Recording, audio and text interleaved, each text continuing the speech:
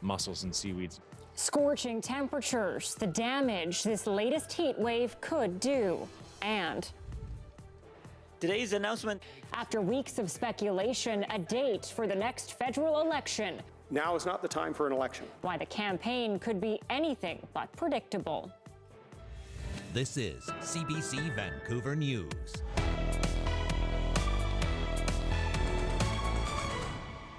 Good evening and thanks for joining us. Well, it's a big step for BC, one the province calls necessary to protect seniors. COVID-19 vaccination will be mandatory for everyone working in long-term care and assisted living facilities. The move comes as we see another uptick in COVID infections. Dan Burrett is live with us. Dan, what's the deadline for the vaccination? October 12th, Anita, though it's not clear why. It's 2 months away. By then, the province says anyone working in a long-term care center or with seniors in an assisted living, public or private facility, have to be immunized. Unvaccinated workers will have to wear masks and get tested frequently until they are fully dosed. This order also includes volunteers and personal care workers. Dr. Bonnie Henry says people who have a medical condition that prevents them from getting the vaccine will be able to get an exemption. Officials note the majority of long-term care and assisted living residents and staff are already dosed, but there are 8 COVID outbreaks in those facilities in BC right now. Henry says the order is pivotal to protect everyone, especially as variants spread. Even when resident immunization is high, as it is across the board in facilities in this province, we have seen transmission from unvaccinated staff, and it has reinforced the need for protection from all people in long-term care. And Health Minister Adrian Dix says given the rise in cases, he believes they need that vaccine level in long-term care to be 100%, Anita. Okay, so Dan, this begs the question, what do long-term care employees and employers make of this change? We asked several groups. The BC Nurses Union says it believes education is the best way to achieve high vaccination rates among health staff. The Hospital Employees Union says it's encouraged its members to get immunized, and most have, rather than an order. And it's concerned this may compound what it already calls a serious staffing crunch. We did some polling in June, and it found that about 1 out of 4 of our members were likely to leave healthcare in the next 2 years because of the stress of working during the pandemic. And, you know, we're a little worried that there is a risk that as a result of this measure, many will decide to leave their jobs altogether. Meanwhile, the BC Care Providers Association is applauding the government's move, saying frontline staff have worked very hard to keep residents safe, though some who can't or won't vaccinate may need to find new jobs. When we're facing an HR crisis in our sector already, that is a risk. But I think the numbers will be small, and if you get sick with COVID, you can't work anyways. And speaking of work, on a slightly different topic, Dr. Henry was asked whether non-essential businesses have the right or leeway to mandate vaccinations for staff. Her answer? Absolutely. Absolutely. I think that is a business decision. And, you know, I've had discussions as well with other groups like faith leaders and how to encourage only immunized people to attend services. Expect there to be a lot more discussion about that. Anita. Certainly, Dan. Thank you very much. Now, when it comes to BC's premier event venues, some are still deciding whether to require vaccinations to see a game or a concert, but fans are getting an idea today of where the province stands on the issue. If you choose not to be immunized, then you don't necessarily have the right to go into a higher risk environment with a bunch of people who have been immunized. The Canucks say they're exploring the possibility of requiring proof of vaccination. That goes for games and concerts at Rogers Arena, but no final decisions have been made. The BC Lions will not have a requirement, but they are hosting a coastal health pop-up tent where fans can get the jab and be given tickets to a later game for doing so. When it comes to concerts and events at BC Place, the company that runs the venue says it will be up to the individual acts to decide whether to require proof of vaccination. And today's COVID-19 case total is still above 500, bringing the rolling average to its highest since the end of May. Sadly, there has been another death from COVID-19. Cases in Interior Health have gone up slightly, and most positive cases continue to come from that region. The number of people in hospital has also gone up to 81, with 33 in intensive care. Sniffer dogs may soon be letting a paw at COVID-19 screening sites. Vancouver Coastal Health has trained 3 dogs to be able to detect the scent of the virus. The dog has the ability of not only smelling the impact of COVID on your body, but also your body response to the virus. That's Finn, the Springer Spaniel, putting his skillful snout to work at the Canines for Care research facility. He and 2 other pooches, Micro and Yoki, have been trained for 6 months, smelling sweat, spit, and breath samples. Now they're certified for sniffing out bacteria produced by COVID-19. Researchers say they can detect positive cases with more than 93% accuracy. Vancouver Coastal Health is still deciding when, where, and how the dogs will be deployed. Well, Canadian students entering into their final year of an international law program are now learning their degrees might be useless.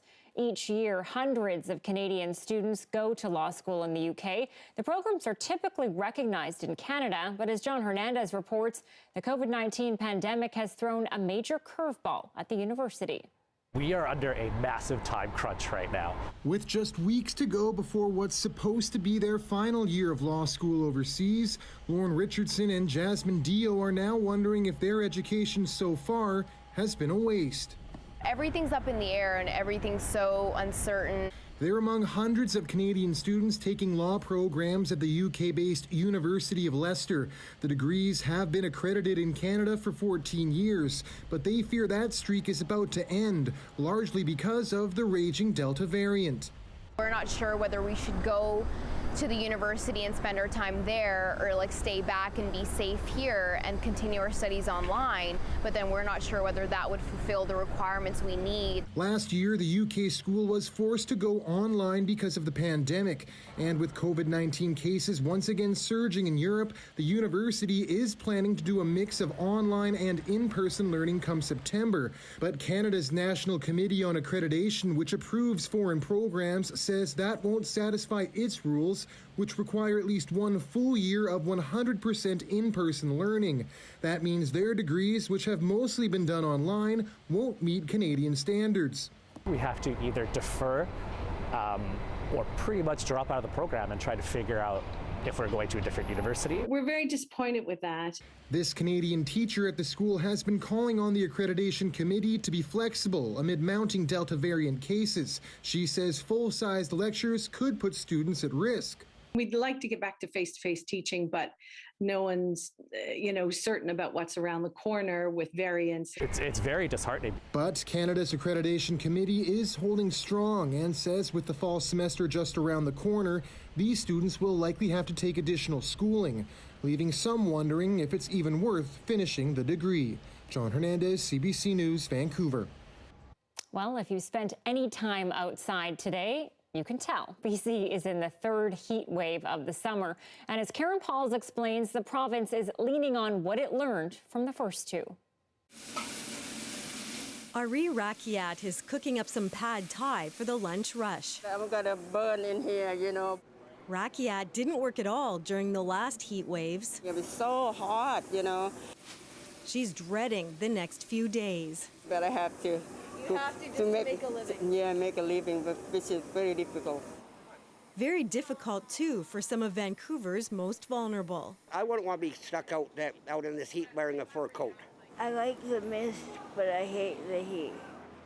With temperatures rising and records falling, cooling stations have been set up in the city's downtown east side. So we make sure that we're proactive, ensuring that we have water ready, that we have cooling stations ready, that we are moving vulnerable folks that need to be moved to other housing or different rooms, that they can have more ventilation as well. About 600 British Columbians died of heat-related causes during June's extended heat wave. Paramedics struggled to keep up with ambulance calls, and emergency departments were overwhelmed. We're kicking our response again into high gear. The province says it's better prepared this time. We have all hands on deck to get British Columbians through the heat. There are other effects, too. Just a ton of dead Californians here. Marine biologists have been documenting the damage to marine plants and animals. And that's what we saw at the end of June, was just massive die-offs of mussels and seaweeds. He's worried about what even more heat will mean.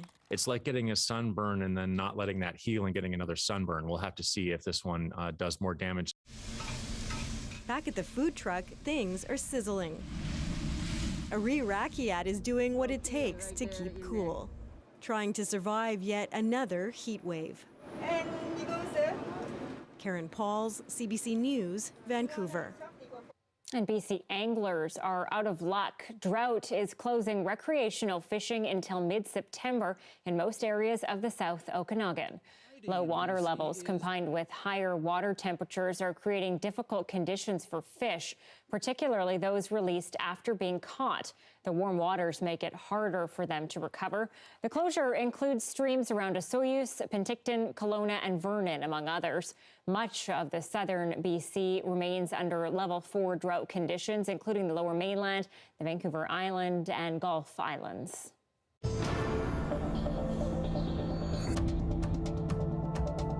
At 3:30 this afternoon, the mayor of Logan Lake ordered the evacuation of the entire district. Mayor Robin Smith says the BC Wildfire Service recommended the evacuation because of the Tremont Creek blaze. Activity through last night caused the fire to take off, moving it closer to town than they're comfortable with. The nearly 2,000 residents in the district are directed to leave town through Highway 97C to Merritt or Ashcroft. They're asked to go to Chilliwack because evacuation centers and hotels in Merritt and Kamloops are full. I appreciate that it might seem like staying behind and trying to protect what's yours and what you've worked for years to create is the right thing to do. But it's just too dangerous. You simply put your life and the lives of firefighters at risk. Conroy says the BC Wildfire Service will continue to prioritize fire response to the most at-risk areas, and says if more firefighting resources are coming from Quebec. There are more than 260 active wildfires in the province. More than 5,000 properties are in evacuation order, and north of 30,000 are on alert. The majority of those notices are around the Kamloops Fire Centre. This third heat wave we're in right now is ramping up concerns with our wildfire situation. Katie Nicholson is in Vernon tonight and has been tracking the White Rock Lake fire, which is one of the worst in the province at the moment. Katie, first off, what are all those tents behind you? So we're actually at the Vernon Fire Camp. This is where we got a tour today and a real glimpse into what life is like for the more than 300 fire crew who come here every night after being out in it, in the thick of it, for 16 hours. So, laundry facilities, their command center, showers, all the stuff you need when you're out in this kind of grueling heat with all that grime and soot. And the other thing that we did today is we took a helicopter ride up over the White Rock Lake fire and got our first glimpse of just what it looks like on the ground. Yep. Just give me a shout when you're going to do some ignition. With long, smoky fingers, the White Rock Lake fire reaches down a hillside toward an evacuated community below. Reporting. Further in, trees burn bright. While near Monty Lake, nothing but burnt black toothpicks where once there were trees. A testament to the speed of this fire when it swept through this area 1 week ago. Down here, we call this our anchor. Incident Commander Mark Healy walks through today's battle plan. We have crews working up the entire west side here towards Monty Lake. Today, they will be doing the planned ignitions. There has been widespread criticism from many in the region. Not enough was done to stop this fire when it started on July 13th. In fact, says the Deputy Minister, they responded within 30 minutes. Seeing the resources fighting that fire as it began to grow and it expanded in all directions. 330 people are working from this camp 14 to 16-hour days in the grueling heat, only to come back and sleep on the ground and do it all over again. So when I hear that not enough is being done, that hits me in the heart, right? And it not only hits me, it hits every firefighter out on the ground. That's the hardest thing to hear. Firefighters may be giving their all, but the opposition says the province isn't. Really relates to the government looking people in the eyes and saying that every available resource has been accessed and is being used, when that is clearly not happening. And Commander Healy wouldn't say no to more help. With the situation that's present in the province, the resource shortage that's out there, nationwide and in North America, let alone around the world, is, we all know and understand what's out there. And so from this pop-up command center, the fire crew does its best it can, urging homeowners to do their part, leave when they're told, and fireproof evacuated homes. Combustible lawn furniture, even a doormat can take out a house if it's allowed to burn. But with so much dry forest fuel in the path of the fire, the sad reality is one lawn chair might not make much of a difference. Now, the big concern on the ground here is that this heat is going to intensify, and we're looking at some unstable atmospheric conditions, things like wind whipping up. So that's really what's occupying the minds and the planning for firefighters in this area. And, we've seen how volatile the situation is. People who we talked to yesterday who were on alert are once again on an evacuation order. And so it just sort of paints that picture for you that this right now for the next few days is situation critical. Thanks, Katie. Meteorologist Johanna Wagstaffe is here now. And, Johanna, Katie's talking a lot about everything intensifying, the wind, the heat. What does that mean for smoke in the Fraser Valley, Metro Vancouver? Yeah, Anita, for the first time in about 11 months, we are getting the wildfire smoke back in full force from those interior fires. And I know folks in the interior have been living with it for weeks, going on months now, but this is our first taste of it right now across the South Coast. And it is going to be providing some very poor air quality for Metro Vancouver over the next couple of days. I want to show you a picture taken just a few hours ago in Chilliwack. This is basically what our skyline looks like now for most of Metro Vancouver. I'm seeing that finger of smoke come in with those outflow winds, the same winds that are bringing us the heat from the interior. That's pushing the smoke. So this is a snapshot of your smoke forecast tomorrow morning. And our smoke forecasts are highly variable, but it does look like where we are in sort of the same areas that get those strongest winds and highest temperatures, Tri-Cities, Coquitlam, Abbotsford, that's where we're going to be seeing the highest particulate matter. But everyone across the South Coast now under a poor air quality statement. That is also going to affect our temperatures. This is a look at the all-time August records that were set today. In some cases, we are just shy of that late June heat dome temperatures by just a degree or two. So this is a very hot event for some of the South Coast. And Anita, as we head into the forecast tomorrow, that smoke might actually keep our temperatures down. Not much of a silver lining, but I've got the full forecast through to the cool down coming up. No kidding. Okay, thanks, Johanna. Welcome. There's been another coyote attack in Stanley Park. This time, a woman jogging suffered minor injuries after being bitten on the leg. It happened around 7 last night along the bridle path near Prospect Point. Conservation officers say the woman was approached from behind by a coyote. It comes after a 5-year-old boy was bitten 2 days ago in the same area. Officers are urging people to stay out of the park or to exercise caution when visiting. There have been more than 30 attacks there since December. Well, the Crown has wrapped up arguments in favor of extraditing Huawei CFO Meng Wanzhou in BC Supreme Court today. The lawyer who made the case for sending her to New York to face charges for trial said that at the end of the day, the case isn't actually that unprecedented or unique. Meng is accused of lying to HSBC in relation to violations of U.S. economic sanctions against Iran. The Crown says the courts see people accused of lying to bankers to get something they're not entitled to all the time, and that's fraud. The defense will start making its case tomorrow. Meng denies the charges against her.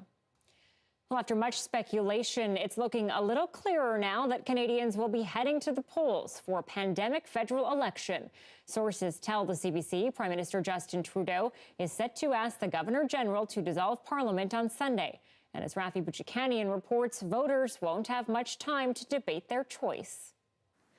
Today's announcement. Make this announcement today. I'm really excited to announce that with campaign-style announcements coming from Liberal cabinet ministers and the political opposition, everyone's been getting FaceTime, even if some say they'd rather not. Now is not the time for an election. Now is the time to make sure we're ready for the risks of a fourth wave. Today, the NDP released a so far uncosted platform, promising universal pharma and dental care and higher taxes for the wealthy. We know that people are worried about the cost of this pandemic. They're worried about the cost of the recovery. We are the only party stating clearly and unequivocally the burden shouldn't fall on you and your families. That, as Jagmeet Singh revealed on Twitter, his family is growing. As word spread today about the timing of this election, so did the criticism, and not just from political opponents.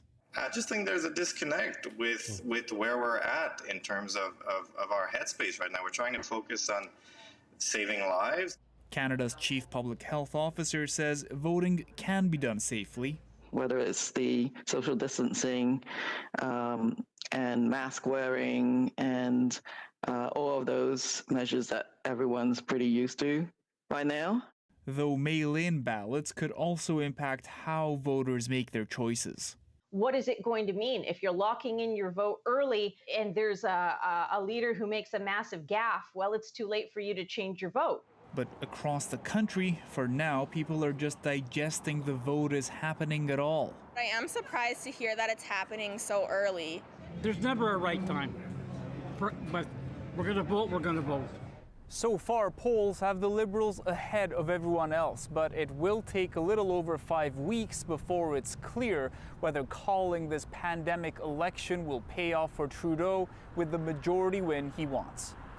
Rafi Bujikanian, CBC News, Ottawa.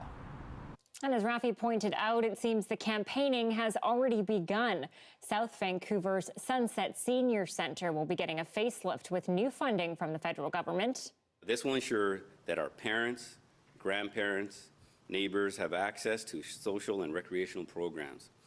This means a welcoming, safe, and inclusive environment for our seniors to spend their retirement connected and engaged. The more than $5.2 million will help go towards social and cultural programs to encourage healthy lifestyles. The new additions to the Senior Centre will include activity rooms, a fitness room and cafe.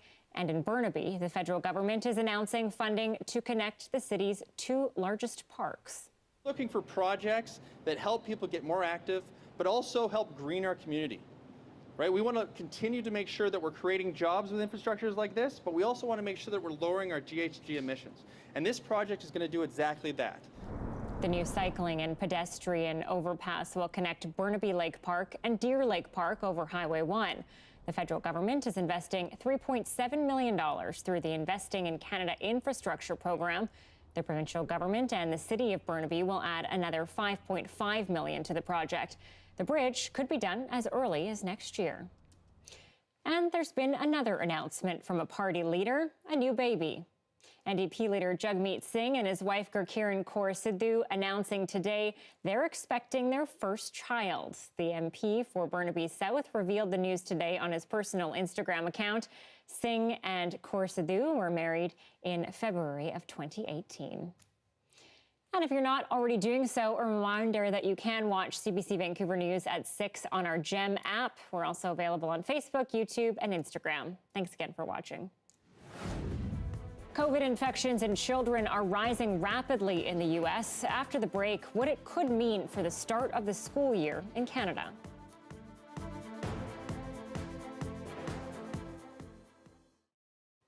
Thanks for joining us during our commercial-free live stream. The National Gallery of Canada in Ottawa just received one of the largest art donations in this country's history. A Montreal couple donated 250 Dutch and Flemish prints and woodcuts. Sandra Abma was there when the gallery unveiled the collection. It's just delicious. Delicious. A word Dr. Jonathan Meekin uses to describe his delight in the people and places meticulously brought to light in these 16th and century prints and etchings. It wasn't too long ago all these framed works were hanging in the living room and bedroom of the Montreal home he shares with his wife, Dr. Jacqueline McLaren. For 40 years, while pursuing busy medical careers, the couple carefully assembled a collection of more than 400 European drawings and woodcuts. It's been a labor of love.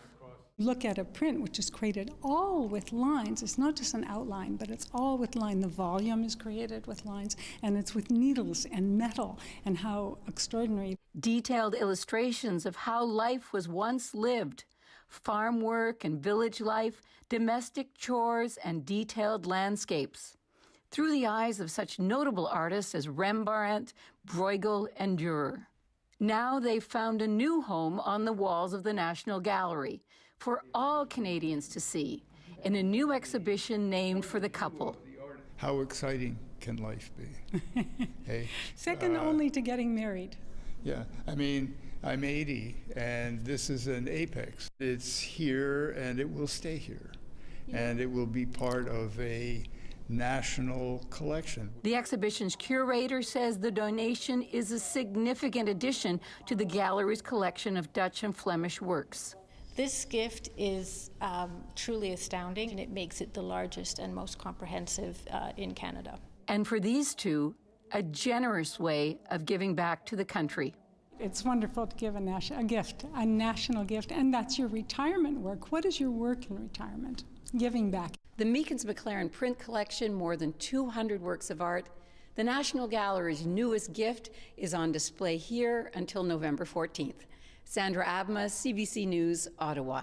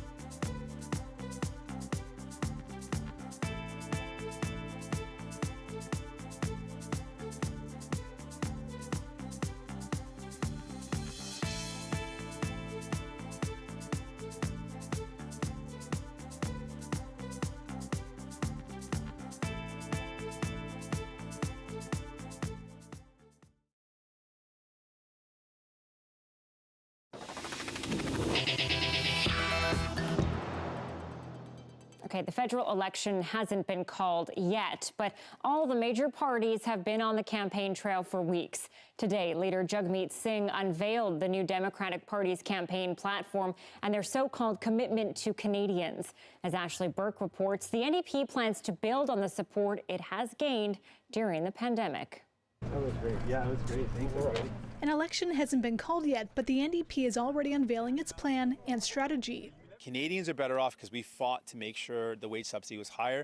This election, Jagmeet Singh's betting on his record during the pandemic to try and go after Liberal seats and hold on to this one. The NDP's only riding in Atlantic Canada, the Liberals already eyeing it. If Justin Trudeau was listening to people and their concerns and their worries, he would not be holding a selfish summer election.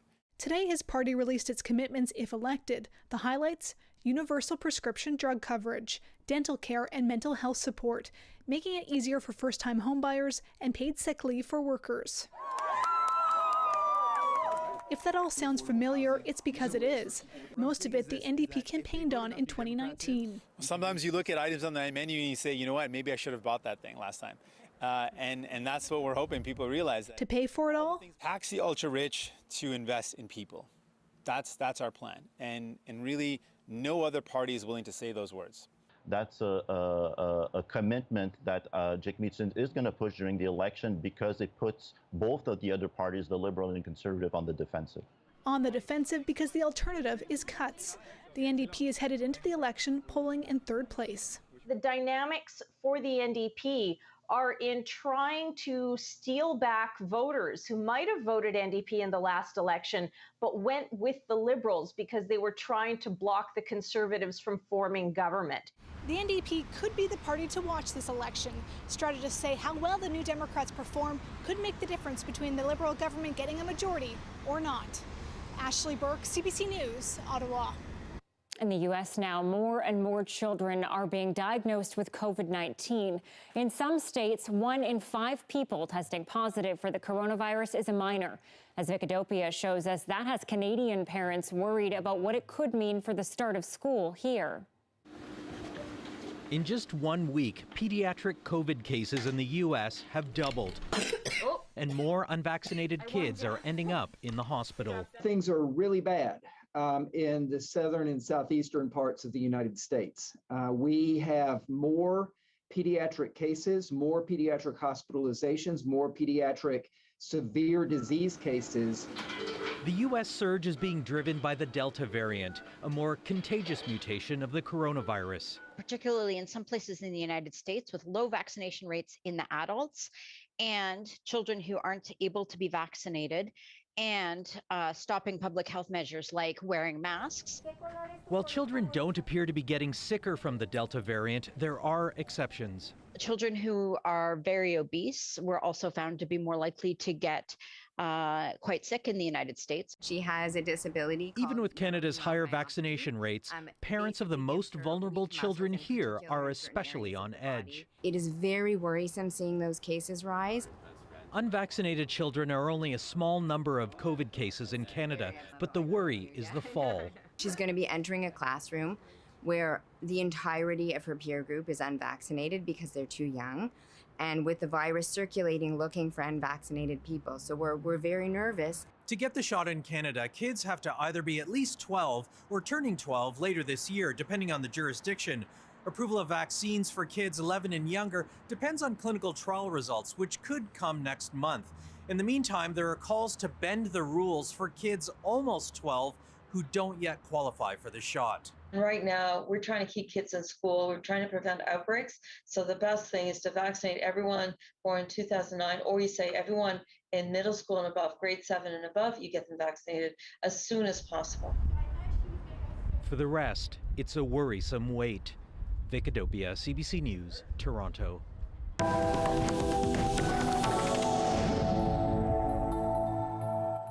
The Pentagon says it is sending 3,000 troops to Afghanistan to help U.S. embassy staff escape a country failing to extremists. And as a Canadian defense source tells the CBC News, our special forces are standing by to pull staff out of Canada's embassy in Kabul. As Carolyn Dunn shows us, the Taliban are closing in on that city. In Herat, insurgents show off the spoils of their campaign. Vehicles and weapons, they say, left for them when government forces fled amidst heavy casualties. And after desperate fighting in Kandahar city, another capital falls under Taliban control. Warnings earlier. University lecturer and writer Obaidullah Bahir says civilians are trapped. Kandahar people I know were stuck in the center of the city. They can't leave their houses because the fighting is that intense. Every few hours, it seems, the Taliban take over a new government building, like this police station in Ghazni, each victory giving them a clearer, more likely path to the Afghan capital, Kabul. Bahir is keenly aware of the danger moving his way. If the Taliban enter Kabul, they will have the luxury of walking up to anyone's home and dragging them out and exercising their form of justice. That scenario is already familiar to thousands of displaced people now living in makeshift camps in Kabul. Taliban militants evicted me at gunpoint, this woman says. They killed my sons and forced my daughters-in-law to marry them. Western-backed Afghan forces continue to fight back with airstrikes against insurgents, but they're losing this war on the ground at a breakneck speed. Somehow unprepared for a withdrawal of U.S. and other foreign troops that was a long time coming, and an international community refusing to change course. There is no military solution in Afghanistan, and a negotiated political settlement through an Afghan-led and Afghan-owned process is the only way forward for lasting peace and stability in Afghanistan. After weeks of speculation, it looks like the federal government will be calling an election this fall. Coming up, why it's happening now and what a pandemic campaign could look like.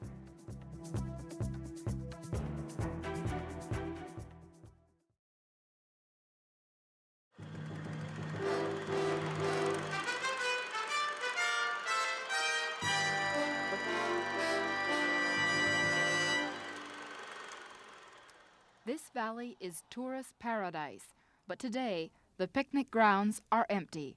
The beaches are deserted.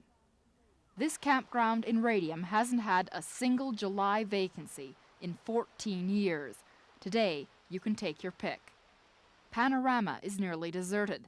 There have been some cancellations, but the lack of new reservations is what's really hurting business. It's down by 50%. If this trend continues, we will be cutting back on our staff in order to try to save some money due to the lack of people arriving at the resort. You can barely even see smoke on the horizon. The closest fire is now almost 60 kilometers away. But the business in the shops in Invermere has slowed to a trickle because many people believe the flames are much closer. This is usually the busiest time of the year. Not this year.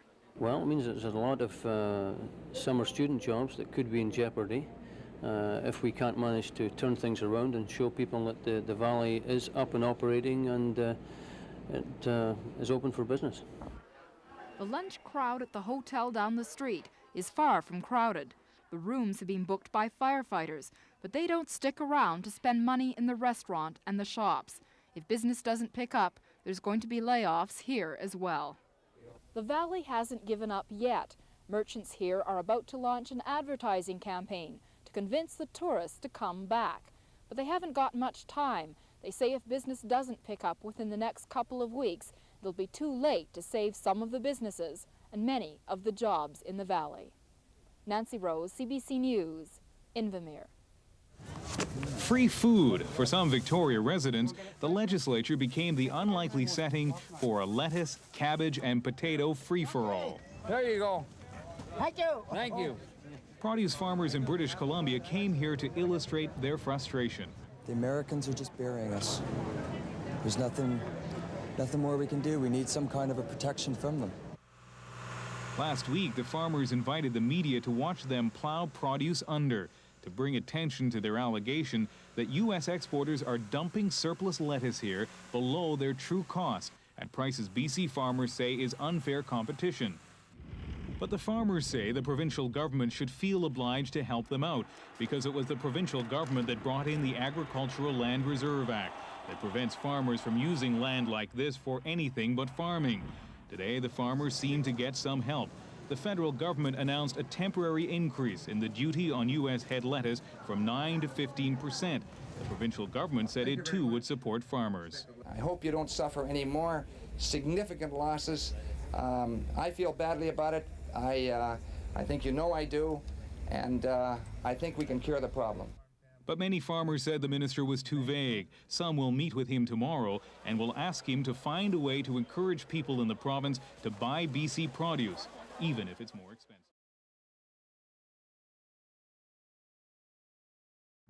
Here are some of the stories we're following tonight on CBC Vancouver News. Once it gets into these highly risky settings, it can spread even to those who are immunized.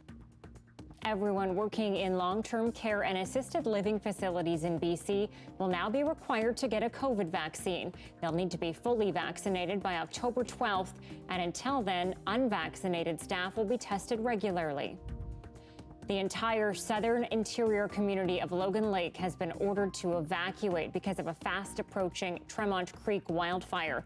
The district is home to about 2,000 people. No accommodation is available in Merritt or Kamloops because of other evacuees being there, but a reception center has been set up in Chilliwack.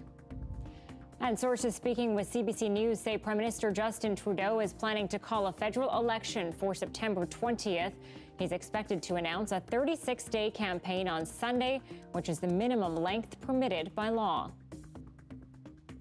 All right, let's talk more about this upcoming election. Joining me now is Richard Johnston, Canada Research Chair in Public Opinion, Elections and Representation at UBC. Thanks for talking to us tonight. Hi there. Richard, there's been speculation for weeks now, and it's likely that criticism will start rolling in, around calling an early election while we're still in the middle of a pandemic. What are the dangers with this move? Well, there are political dangers, first of all. I think the Prime Minister and his henchmen may be more confident than they should be about their chances of turning their current situation into a majority, so there's a political risk there. The record of snap elections actually isn't that good in federal politics. Then there's the pandemic as it affects the election itself. I know all the accounts are that Elections Canada is very worried about the administrative side of things. There are a lot of unresolved questions about the number of days in which polling will be possible, what kinds of provisions, if any, for mail-in ballots, what will be the safety protocols for in-person voting, what will campaigning look like? We're not completely out of the woods in terms of social distancing, so I think there's an issue there. I think there's a question that I'm sure the leaders of the opposition parties will bring up is why exactly are we doing this? Is this irresponsible behavior on the part of the Prime Minister to call an election in what is still a pandemic crisis? Well, and so will the leaders be able to capitalize on that? The NDP, the Conservatives, will they use that to their advantage? I suspect it's not enough. I want to qualify that in a minute. I suspect it's not enough. The record, I mean, you could have said the same thing about pretty much every provincial election held in the last year. The exception might be Saskatchewan, which was at its 4-year limit. Mr. Horgan certainly called an election for precisely the same reasons and with as little justification, arguably, or even less justification as Mr. Trudeau has, and he got away with it. So it may be that in the pandemic context, some combination of reward for having managed its part of the reaction to the pandemic reasonably well, the federal government that is, and some concern not to change captains in the middle of the voyage might work to their advantage, but we'll have to see. The thing is, once the campaign is underway, they really won't be able to stop talking about that. They're going to have to turn to other questions. Richard Johnston, thank you so much for joining us tonight. You're welcome. It's not just BC struggling with wildfires. Manitoba has had to bring in international help too. Coming up, how crews from South Africa are answering the call. And at 6:41, you're looking at a live shot of Burnaby, Metrotown. The heat wave has started. So how hot will it get and how long will it last? Joe has the provincial forecast next.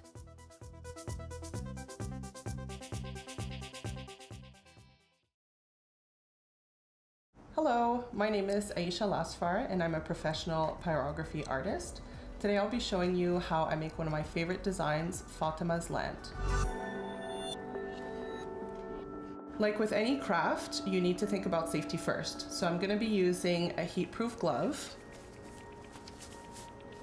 And I'm also going to be wearing a smoke mask because there's no amount of smoke that's good for you, no matter how natural it may seem.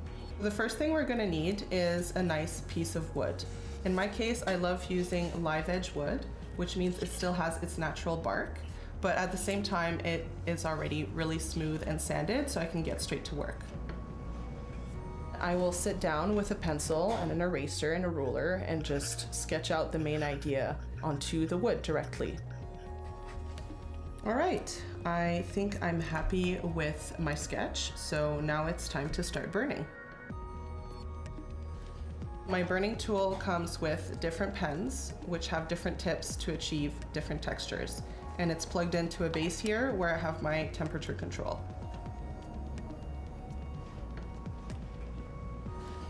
Where I want the shading to be really dark, I'm going to hold my pen there longer and also hold it down harder to achieve a darker stain.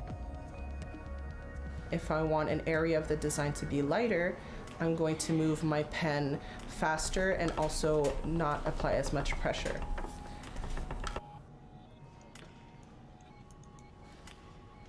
I have a butane torch, which I will sometimes use to get a more even darkened area on my piece. Along with the burning, I also like to do a bit of carving because it really gives my piece some texture. Then near the end of my design, when I'm happy with the final result, I will take a sanding block and go in to sand any imperfections out. At the very end, I like to add some extra outlines and textures to really make the design pop out of the wood.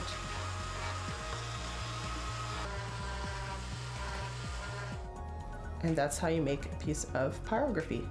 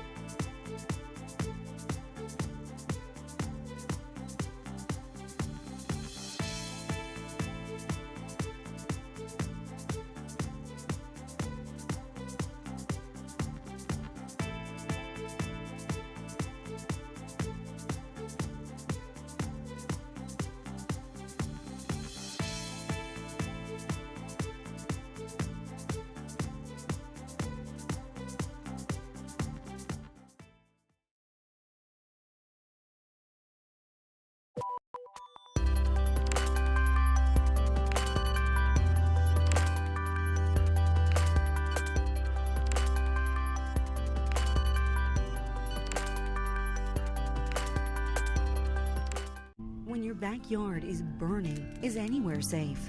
I'm Adrienne Lamb, the host of a new podcast, World on Fire. Join us on the front lines of wildfires burning around the world. Find it wherever you get your podcasts.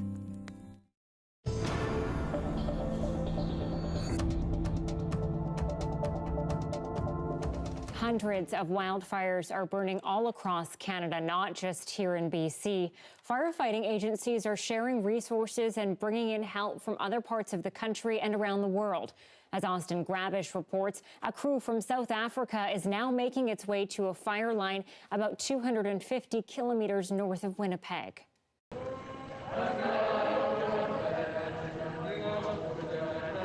Help from a world away. We have a fit, young team, very active and very anxious to show what we can do. A team of over 100 firefighters and support staff arriving in Winnipeg from South Africa to join the fight against 143 wildfires raging across the province. The exposure to Canada is also an opportunity to see a new firefighting environment. Thousands have been forced from their homes in several First Nation communities in recent weeks. The province giving a warm welcome to the added boots on the ground. This is some extra help to help us get a handle on all those fires. Rain in recent days has helped with some of the firefighting efforts. The Red Cross says residents of 4 First Nations are now cleared to return home. Bloodbane band counselor Ellen Young says community members are thrilled. Being cooped up in a hotel room for 3 weeks with maybe 6 people in the room, when you have 4 kids, it can be trying. She says close to 700 people were forced to go to Winnipeg on July 19th with little notice. Young praises bus drivers who quickly got them out and has kudos to the Red Cross for getting hotels. They have been phenomenal in helping our people. The whole goal when we do this is to support people as long as they need to be out, but of course we'd rather have everybody be back in their own homes. The South African firefighters will undergo a briefing and health checks Thursday. Crews will then be deployed for 2 weeks. Back in Bloodbane, Young says thankfully the fire didn't ruin any homes, but she says bears got into trouble. They've wrecked most of the garbage bins. One of them broke into one of the houses, would you believe? Visitors that won't be welcome when evacuees return home. Austin Grabish, CBC News, Winnipeg. An extreme heat wave is fueling wildfires across parts of southern Italy, too. You are looking at flames threatening a small town on the island of Sicily.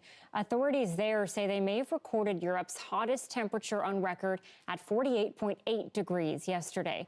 That number still needs to be verified by the World Meteorological Organization. Europe's current record stands at 48.0. That was recorded in Athens in 1977. Let's bring in meteorologist Johanna Wagstaffe now. Joe, super hot temperatures here too, obviously. Are we in record-breaking territory? Yeah, Anita, we are seeing several all-time August temperature records fall, and we are just a degree or so behind the all-time temperatures that fell back in late June. Just incredible heat. I want to take you through the current temperatures, but an interesting connection as I show you the numbers out there right now between the Mediterranean and the South Coast. That IPCC climate change report that came out earlier this week, it noted that marine environments like the South Coast and the Mediterranean will see more of these heat domes. In fact, a 40% increase under a 2-degree warming scenario. And we are certainly seeing a microcosm version of that this summer. 27 right now at YVR. Unlike the late June event, we're actually starting to see our temperatures drop as we, we've got the sun going down a few minutes earlier than we were in late June, and that's helping to cool us a touch. So I think this is likely where we'll end up as far as the all-time temperature records go. Now, there is another chance of seeing these kinds of numbers again tomorrow. We've got the excessive heat warning in place for all of the South Coast, inland sections of central and northern coastal BC, and then up through the Kamloops region. We also have air quality statements on top of that. So everyone under the red, you're also under that air quality. And that's because of that smoke that we talked about earlier, moving from the interior to the coast. Wanted to show you that snapshot of the fire danger rating again for much of British Columbia. That red is going to creep up as we head into the next couple of days in those hot and dry conditions. We heard from Katie in the interior earlier, and crews are very worried about how quickly the fuels are drying out. Just want to take you back to the Sunday into Monday forecast. This is as that cold front comes through, and you can see the contrast between the green and the reds, the seasonal air and this exceptional heat. That collision zone is what we're really worried about, again, for the interior, that Sunday into Monday, when it brings the risk for dry lightning, gusty winds, and the potential for new fire starts on top of really spreading these massive fires we have right now. Not much rain for anywhere in BC, but I wanted to show you the long range as I take you through to Friday. Notice that little system sneaking down to Haida Gwaii for tomorrow night into Saturday.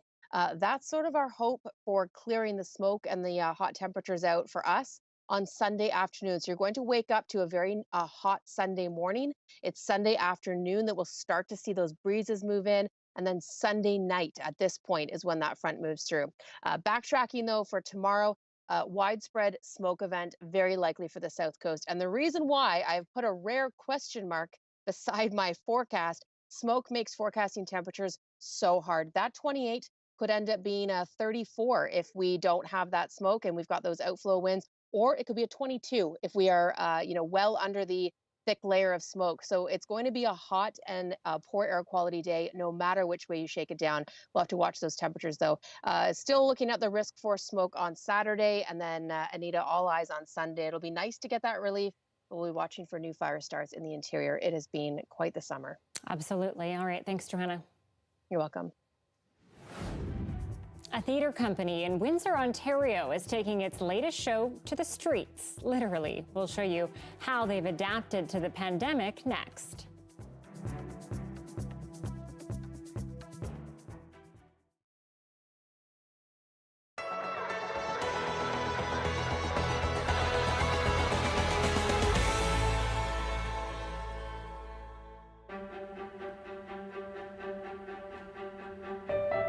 I've always wanted to start my own business. It happened really gradually, like COVID hit and kind of exacerbated a lot of the stresses that go with working in the food industry. The uncertainty was even, it was just leveled up. It kind of led me to kind of question where I was going and what I was doing. And then my partner gave me a call and said she was pregnant. And I said, okay, well, now I have to do something in order to be more available for my family and to be able to continue doing what I love to do. When he was born, it kind of, then it really hit home, and kind of the future really became really, really important. It was something that I never really cared about before in my life. I started July 16th, was kind of when I took over the kitchen here and started to do my little promotion. I was projecting to make, just a couple hundred. I ended up making over 500 empanadas. And it was overwhelming. Like, we sold out, under an hour every single day. Chilean food is like always in the home. Like we didn't have like Dunkaroos or like like, you know, like fruit gushers and stuff for lunch. Like I hated it. I'd go to school and I had like a thermos with like cazuela, like it's like a Chilean soup. And I'd be like, well, why can't I have a fruit roll-up and stuff? Like we never ate, like my parents were like, you know, a lot of Chileans are really, really proud of where they come from. And for them to continue that, it's really important, you know, through the food we talk a lot. At least once a month, you know, we'd make a big batch of empanadas, and at first, I'd make them with my mom, I'd make them with my dad, and then it kind of led into a thing where, you know, you start becoming part of the community, and so you start making it with your soccer team, you start making it with the Mosaic team, you start making it with other musicians, and it becomes kind of a way of fundraising to kind of get wherever you need to be. And so it's really important for me to continue that kind of legacy that my parents gave.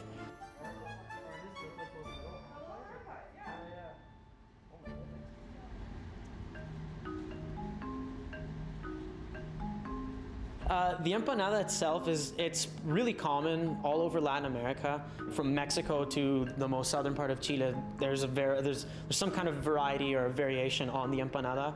The Chilean empanada really differentiates from everywhere else is really the dough is taken care of a little more like a pie dough or a pastry dough. So there's a lot of folding involved. It's a lot more flaky, it's fluffier.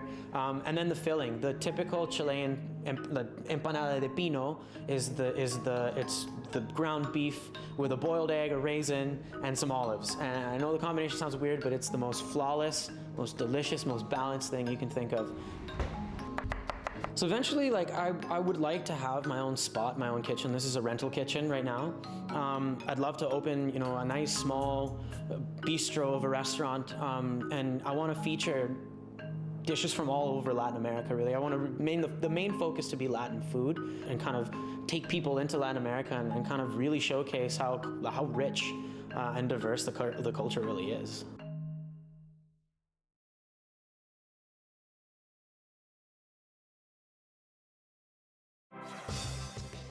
Hi, I'm Amy Bell. Here's what's in your CBC Vancouver inbox.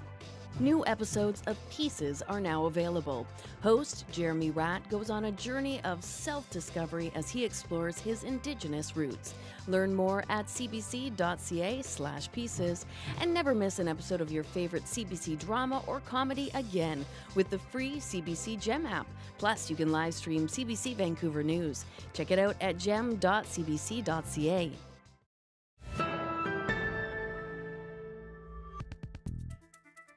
Onlookers at the southern end of Victoria caught more than the sunset last night. Oh my God. Wow, a pod of transient killer whales rushed along the shore by Dallas Road. Onlookers spotted a baker's dozen of the orcas. Sightings like these are becoming more common, and experts say it's not because the population is growing, but because food is easier to come by. We are able to see them more often because they don't have to work as hard to get their seal and sea lion prey. Seal and sea lion numbers are stabilizing, so transient whales don't have to be as stealth to catch their dinner. These spectacles may become a more common occurrence. And theater lovers in cities like Paris and Rome have been able to show up at a specific site to enjoy an outdoor performance. Participants download an app, they listen on headphones, and get lost in a story that takes place on the streets of the city. And now it's being tried in Windsor, Ontario. Take a look. The track is already set. The audience listens to the track, and the actors embody the story. And what's really lovely about it is that you eventually start to feel like you're inside a movie. I think there's something magical about it. I think, you're having this shared experience with these other audience members. You put the earbuds in and suddenly you're downtown and you're still surrounded by all of the people and the trucks and the buildings, but somehow it's more magical, somehow it's more beautiful, and you're sharing this beautiful experience with all of these other audience members, and it's almost like you're in on a secret. The play isn't about the pandemic, it isn't about COVID, but it's very much of COVID and of its time, and deals with the deep emotional needs that people have been feeling for so long that we're now beginning to come out of.